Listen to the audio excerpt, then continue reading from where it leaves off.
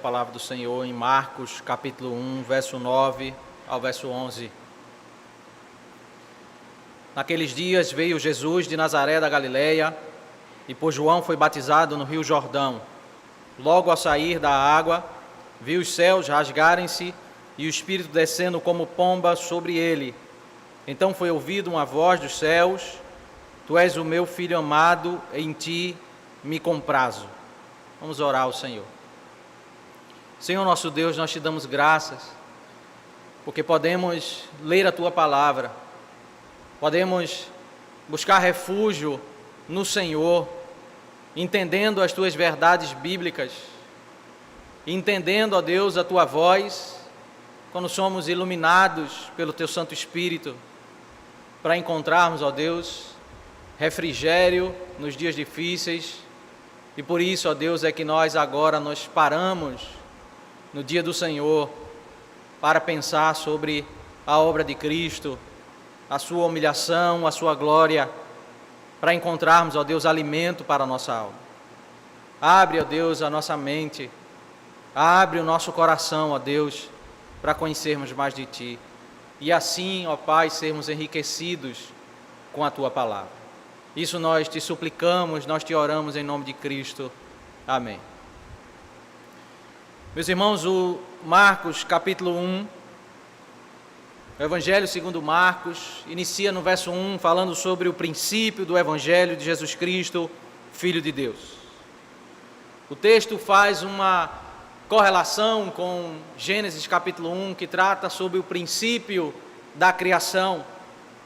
O que Marcos está estabelecendo é que a obra de Cristo é uma obra de um trabalho de restauração.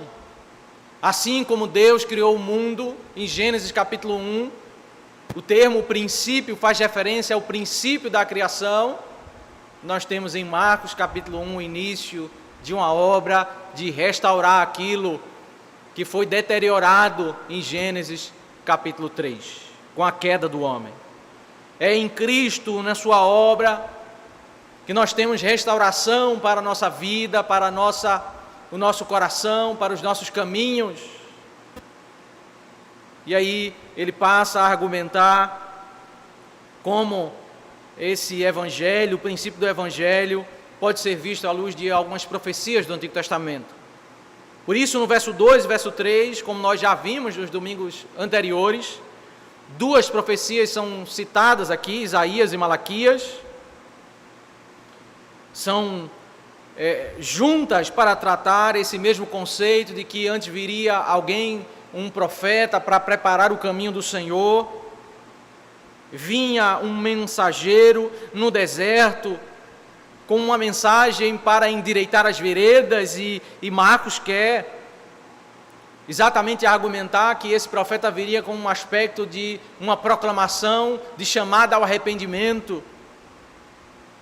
Ele está como que preparando para a leitura dos versos seguintes, e aí é quando ele começa a falar do verso 4 ao verso 6, sobre o cumprimento dessa profecia com a chegada de João Batista, porque ele pregou no deserto, conforme disse a profecia. Ele chamou o povo ao arrependimento, e vinham várias pessoas de Jerusalém, da Judeia, do local onde ali estava o templo, o centro da adoração, mas eles vinham reconhecendo pecados, sendo preparados para se encontrarem com o Messias. O texto destaca no verso 6, uma informação importante para o nosso entendimento o aspecto externo de João Batista era simples. Não tinha glória externa, fala sobre suas roupas, fala sobre o seu alimento. Para então Marcos entrar no verso 7, verso 8, ao tratar sobre um dos aspectos da mensagem de João Batista. Aqui ele enfatiza como ele não apenas chamava ao arrependimento, mas ele preparava o povo para se encontrar com o Senhor, o Messias.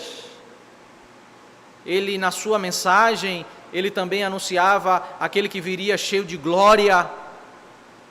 Ele se compara com o Messias, ele diz que ele não é digno de desatar as sandálias, ele fala do seu batismo, um batismo que ele só podia alcançar o exterior do homem pela água, mas aquele que viria, ele batizaria com o Espírito Santo, atingiria o coração do homem.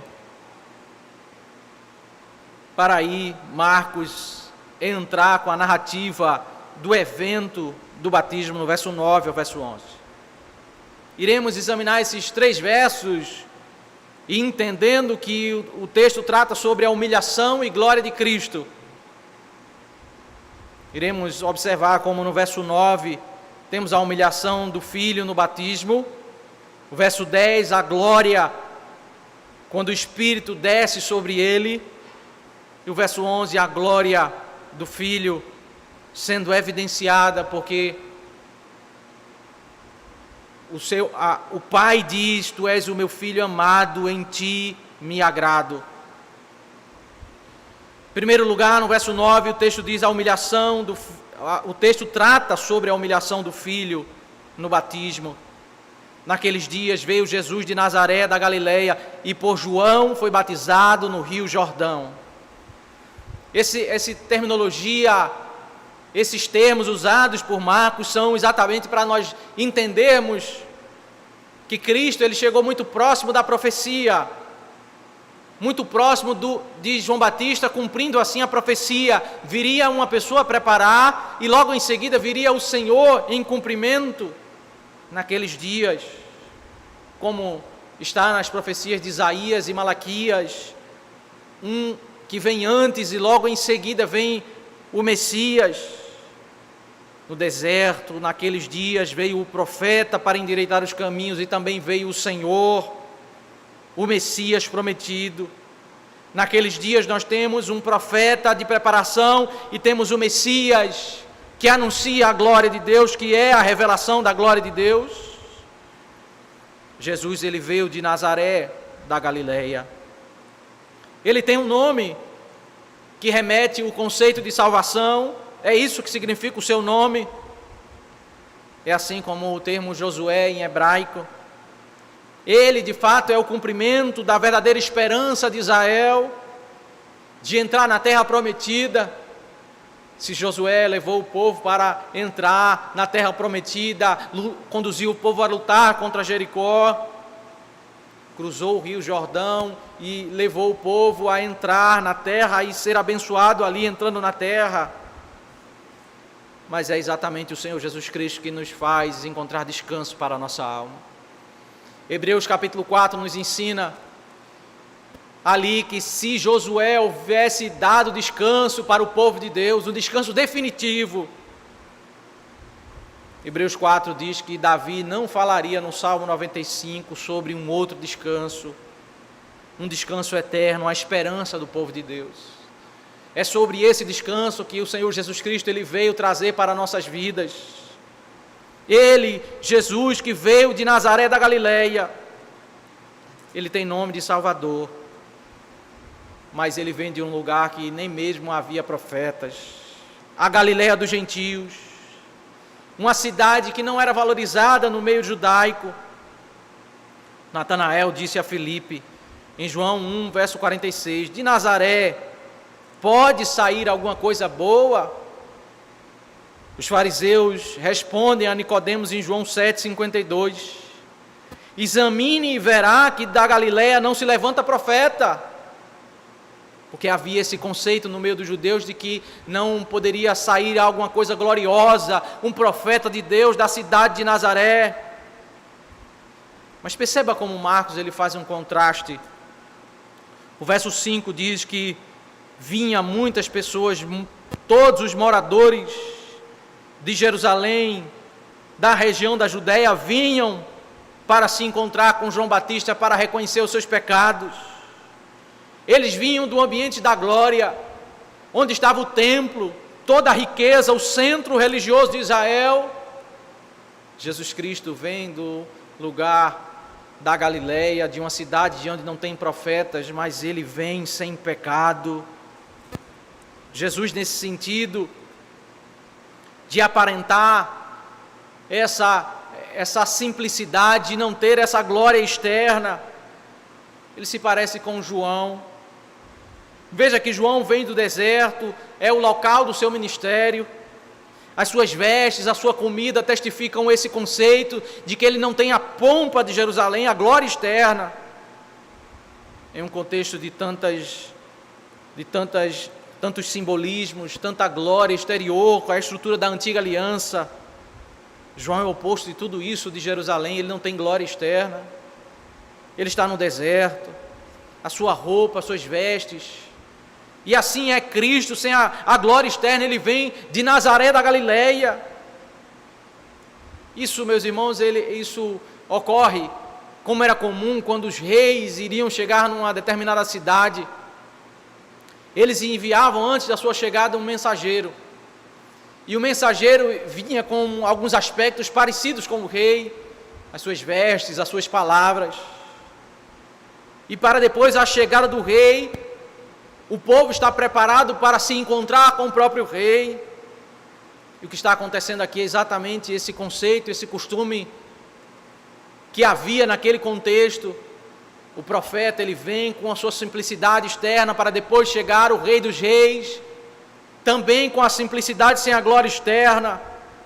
João, as suas vestes e a sua comida já sinalizava esse elemento de que o Senhor Jesus Cristo viria na primeira vinda, sem a glória externa. A Escritura em Mateus capítulo 2, 23, ela nos revela que Nazaré, o Senhor Jesus Cristo ter sido criado em Nazaré era cumprimento da profecia. Ele seria chamado Nazareno para cumprir Isaías 11, verso 1. Um renovo iria brotar das raízes de Jessé. A frase que fala sobre o termo usado aqui para renovo é um termo que tem uma pronúncia muito parecida com o termo hebraico que faz referência a Nazareno. Mas a profecia é cumprida muito mais do que uma associação de termos. É cumprida nos conceitos que estão associados ao renovo em Isaías capítulo 11, verso 1, com a ideia de ser um nazareno. Isaías capítulo 11 fala sobre uma pessoa que viria com aparência não cheia de glória, seria como um pequeno toco, um pequeno broto que sairia das raízes de Jessé. É assim que Jesus, ele é. Quando ele aparece no meio do povo, ele vem de Nazaré sem um ambiente em que as pessoas não viam a glória externa. A profecia fala sobre a sua origem simples. E o que é que está por trás, meus irmãos, desse conceito bíblico? A verdade que é dita em Ageu capítulo 2 diz que a glória do segundo templo será maior que a do primeiro. Ali, quando eles voltaram do cativeiro e viram um templo de modo muito simples, alguns dos idosos choraram, porque compararam aquele templo com o templo de Salomão, repleto de ouro, tomado de glória externa. E o povo que deveria ser tomado de alegria, eles começaram a sentir a angústia, a tristeza, porque eles viram a simplicidade daquele templo. Mas aí o Senhor traz uma palavra de consolo ao povo, testificando que a glória do segundo templo seria maior do que a do primeiro. O Senhor não estava falando em termos de glória externa, da quantidade de ouro, mas o Senhor estava falando da glória da sua verdade revelada para o povo que eles estavam vivendo em um período mais próximo do Messias. Não se tratava de símbolos externos. Hebreus capítulo 12, verso 26 esclarece que Ageu capítulo 2 tem o seu cumprimento na nova aliança, quando Cristo chega. Essa glória, ela é derramada ao seu povo, e o povo pode viver uma glória superior à glória da antiga aliança. A nossa confissão de fé no capítulo 7, no item 6, trata sobre esse conceito. Quando ao comparar a antiga aliança com a nova aliança, o texto da confissão diz: posto que poucas em número e administradas com maior simplicidade e menor glória externa, o pacto é manifestado com maior plenitude, evidência e eficácia espiritual a todas as nações, aos judeus bem como aos gentios.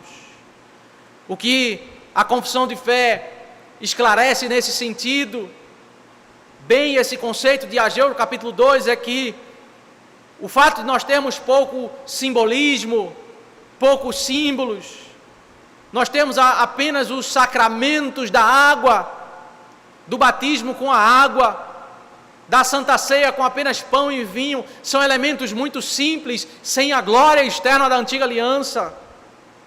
Nós vivemos em um período de maior glória, e era exatamente o que significava o conceito de Jesus vir de Nazaré da Galileia. Significava que nós não iremos viver em um período marcado pela glória externa, pelos símbolos externos, como foi o período da antiga aliança. É o período da simplicidade externa. Todo o contexto da sua origem simples, ele vem de Nazaré e ele foi batizado por João no Rio Jordão. Que humilhação, meus irmãos. Ele foi batizado por um pecador, que ele mesmo disse no verso 7 que ele nem era digno de desatar as sandálias, as correias das sandálias. Um pecador que só pode atingir o externo do homem, o exterior do homem, derramando água sobre o homem. Ele participou do batismo e isso foi humilhante para ele. Ele entrou, meus irmãos, na fila dos pecadores, todos aqueles que estavam encaminhando para serem batizados e que anunciavam que estavam arrependidos, que haviam ofendido a Deus, e ele estava no meio desse grupo de pessoas, ele que nunca cometeu pecado. Isso nos levanta uma questão, porque Cristo, ele mesmo sem nunca ter cometido pecado, porque ele foi ser batizado, o seu batismo, meus irmãos, ele representa a sua obra para a remissão de pecados. Ele foi batizado porque ali ele estava sinalizando aquilo que ele iria fazer na cruz do Calvário. Ele ia morrer para expiar o nosso pecado. Ele estava sendo batizado para ilustrar que ele voluntariamente se entregou para morrer por nós. O termo batismo no Novo Testamento, ele é usado para falar da cruz, da morte. Em Lucas 12:50 diz: existe um batismo pelo qual tenho que passar. O próprio Senhor Jesus Cristo faz referência à sua morte como um batismo. Em Colossenses 2, verso 12, nós também temos esse conceito. No nosso batismo como crentes, nós somos unidos na morte e na ressurreição de Cristo. Então, se por um lado Cristo não tem pecado e não precisa se arrepender e ser batizado, por outro lado, o batismo dele tem tudo a ver com o tema do pecado. O pecado e da purificação. Cristo veio para tomar sobre os seus ombros os nossos erros, as nossas falhas. Ali no batismo ele estava exatamente sinalizando a sua obra de humilhação, a sua obra que ali ele iria morrer na cruz do Calvário. Mas há um segundo conceito nesse texto, no versículo 10. A glória do Filho na descida do Espírito Santo. O texto diz: logo ao sair da água, viu os céus rasgarem-se e o Espírito descendo como pomba sobre ele. Literalmente, o texto grego diz: imediatamente ao sair da água. O que Marcos quer enfatizar é que ninguém pode ler a narrativa que trata da sua humilhação desassociada do conceito que imediatamente ocorre após isso, que é a evidência da sua glória. Ele entrou na fila dos pecadores, é verdade. Ele se mistura entre aqueles homens que confessavam pecado, mas imediatamente vai ser claro para todos ali presentes que ele não é um como todos aqueles outros. Ele não é um pecador. Ele jamais ofendeu a Deus, ele jamais feriu a lei de Deus. Imediatamente, porque a humilhação do batismo deve ser vista associada com a glória que vem imediatamente após. A humilhação do batismo precede a sua glória. E ele viu os céus sendo rasgados. Há um conceito, meus irmãos, do Antigo Testamento, especialmente nós vemos isso na oração de Salomão em 1 Reis, capítulo 8. Ali Salomão ele usa termos para falar sobre o benefício de sermos ouvidos pelo Senhor. Ali quando ele está consagrando o templo, a cerimônia de consagração do templo, ele usa termos para falar como é a vida de uma pessoa que não tem o perdão de Deus, que não tem comunicação com Deus. É como se os céus estivessem fechados, os céus estivessem encerrados. É a vida de um homem sob a ira de Deus, sob a condenação, a culpa do pecado. Um homem que tenta orar, mas as suas orações não são ouvidas. Quando a Escritura quer falar sobre um homem nesse estado, ele diz que os céus estão fechados. Céus fechados porque o acesso ao jardim do Éden foi fechado. O acesso ao Santo dos Santos. O homem foi contaminado pelo pecado, está em um estado de culpa e os céus estão fechados, porque ele ofende a Deus. Mas no meio daqueles ofensores, havia um homem que ao sair da água, os céus se abrem. Os céus estão abertos para Cristo, porque está sendo evidenciado que o caminho ao Pai está livre para ele. O sinal que está sendo mostrado para todas as pessoas é que ele tem livre acesso ao Pai. Ele não possui pecado. Ele dialoga com o Pai, a sua oração é ouvida. É para indicar que é por meio dele que eu posso me achegar ao Pai. É por meio dele que eu tenho os meus pecados perdoados. Nós temos essa linguagem lá em Atos capítulo 7, versos 55 e 56. Quando ali o texto diz, Estevão sendo apedrejado, prestes a morrer, ele olha para os céus. Eis que vejo os céus abertos e o Filho do Homem em pé à direita de Deus. Ele olhava para a glória de Deus, ele viu Cristo Jesus, ele viu os céus abertos, ele viu a glória de Deus. A verdade é que os céus se abrem para Cristo e para aqueles que estão em Cristo, porque ele não tem pecado. E o Espírito descendo como uma pomba sobre ele. Deus, meus irmãos, é onipresente. Ele está em todo lugar. Mas em Êxodo 19, 20, a Bíblia usa uma linguagem para falar sobre esse agraciar de Deus, esse agir de Deus. Quando usa a terminologia de que Deus desceu para se encontrar com o seu povo. Em Números capítulo 11, o Espírito desce, significando ali a capacitação para aqueles homens, aqueles 70, fazerem a obra de Deus. No Antigo Testamento, receber o Espírito implica em poder, em capacitação. É de fato o conceito, o cumprimento do que está sendo, o que foi dito pelo profeta em Isaías capítulo 61.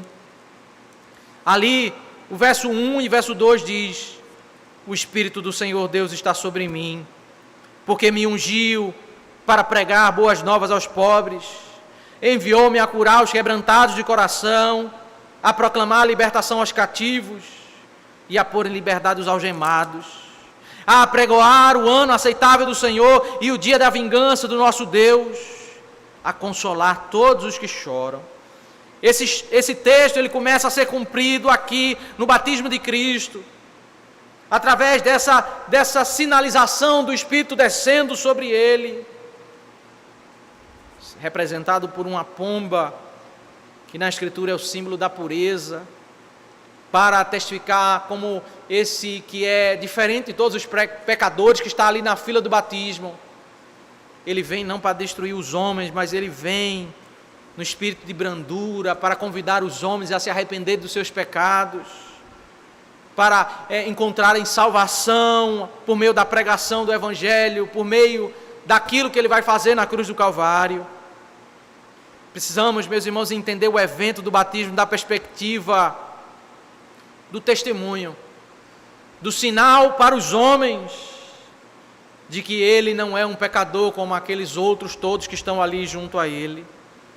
O Espírito desceu sobre ele não porque naquele evento ele passou a ser Deus, não porque ele passou a ser uma pessoa mais forte, mais poderosa, mais capaz ou mais puro, mas o evento é um testemunho público a todos ali presentes de que ele é o Senhor de toda a glória. de que Ele é o Deus Filho sem pecado, de que Ele é diferente de todos que estão ali no contexto para serem batizados. E nesse sentido o texto ele continua dialogando com o enredo de Isaías capítulo 11, porque se nós já vimos que em Isaías 11, verso 1, fala do contexto da humilhação, da sua origem simples, sem glória externa, o capítulo 11, verso 2, diz que repousará sobre ele o Espírito do Senhor. E aí a narrativa começa a falar sobre a glória dele, a glória do Messias.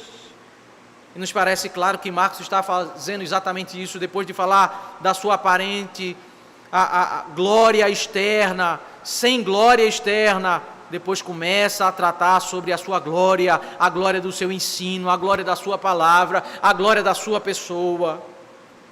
Isaías 64, verso 1 e 2 diz que os céus se abrem, Deus desce e as nações tremem diante do Senhor. De fato, meus irmãos, é isso que está acontecendo. Os céus se abrem, Deus está no meio do povo, Ele não é um como aqueles pecadores, Ele é diferente.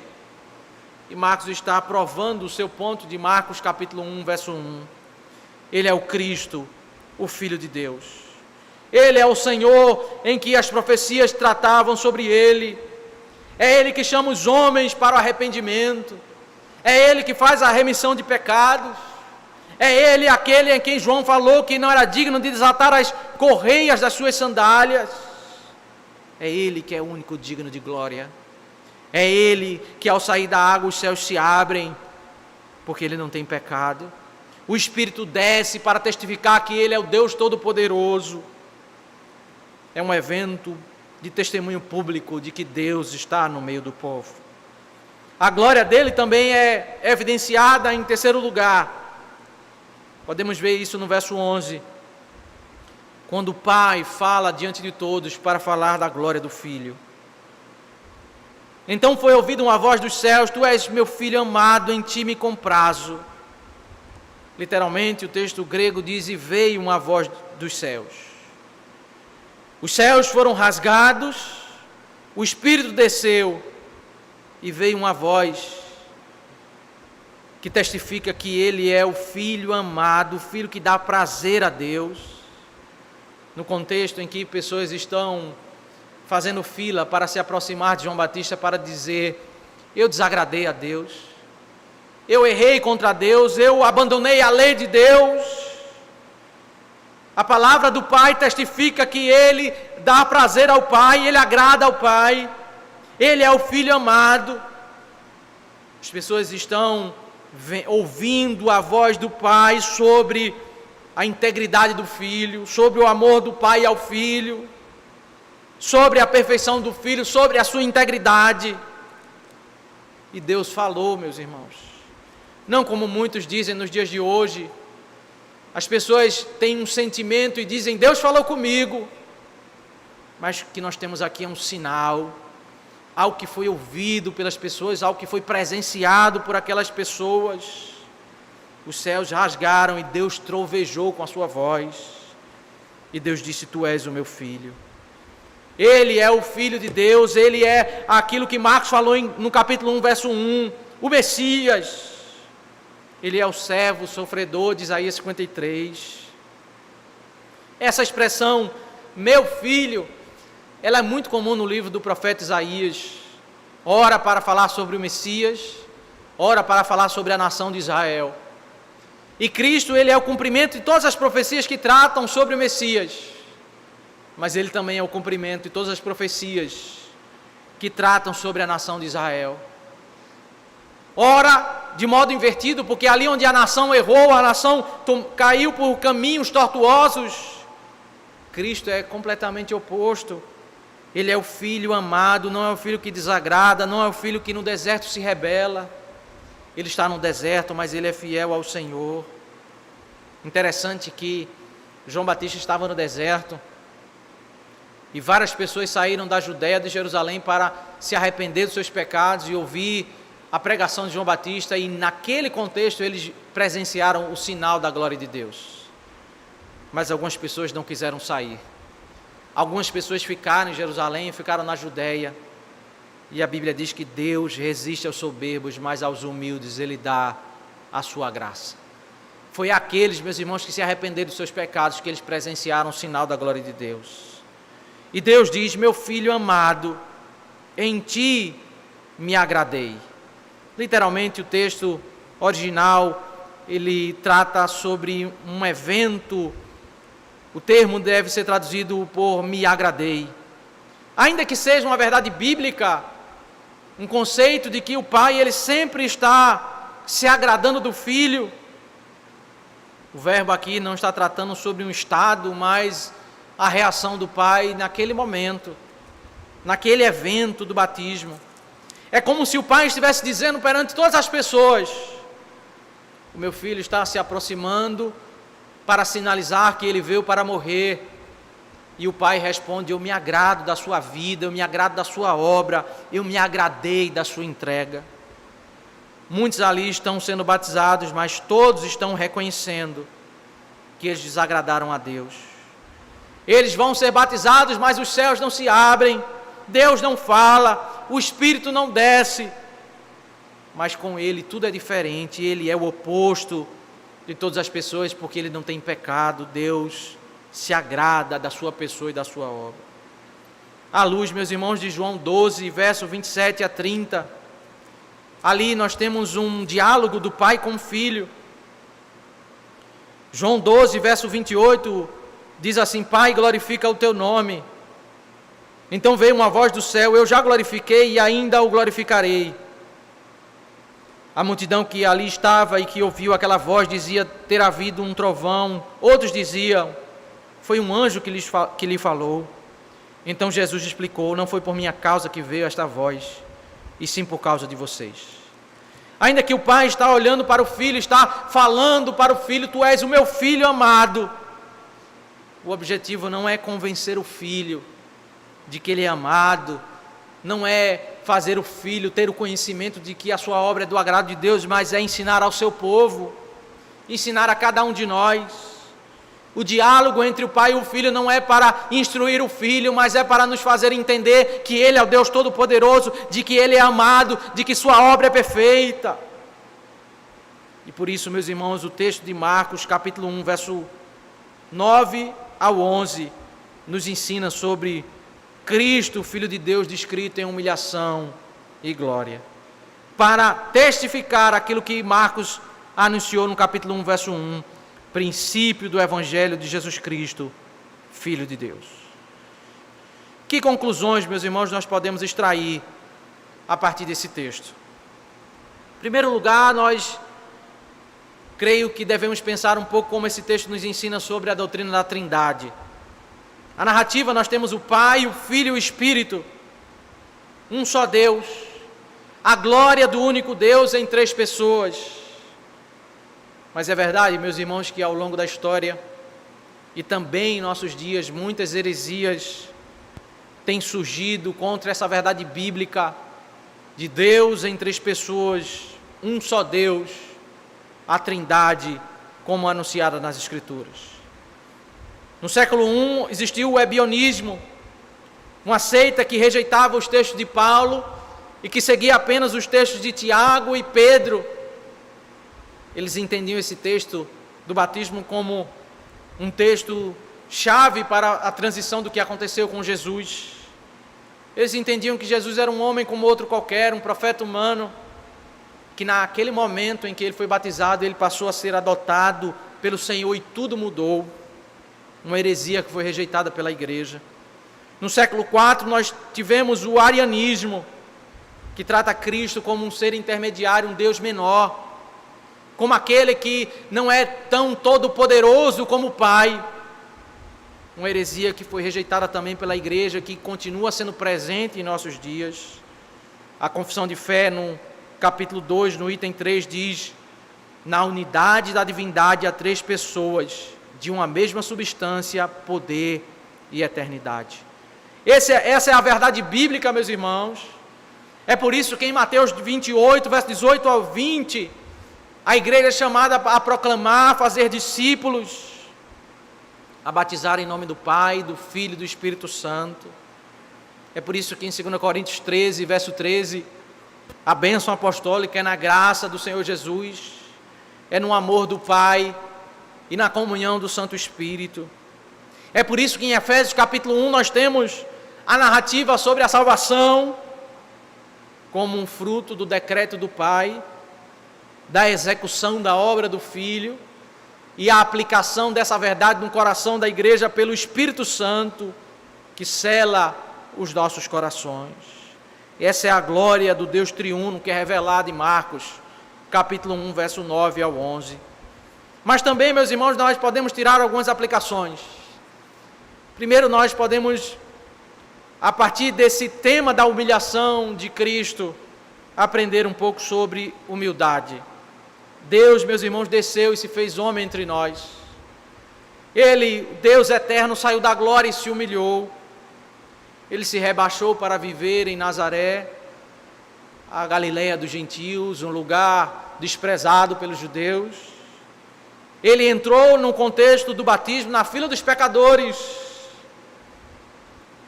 E Paulo usa essa narrativa da humilhação em Filipenses 2 para exortar a igreja a aprender sobre humildade.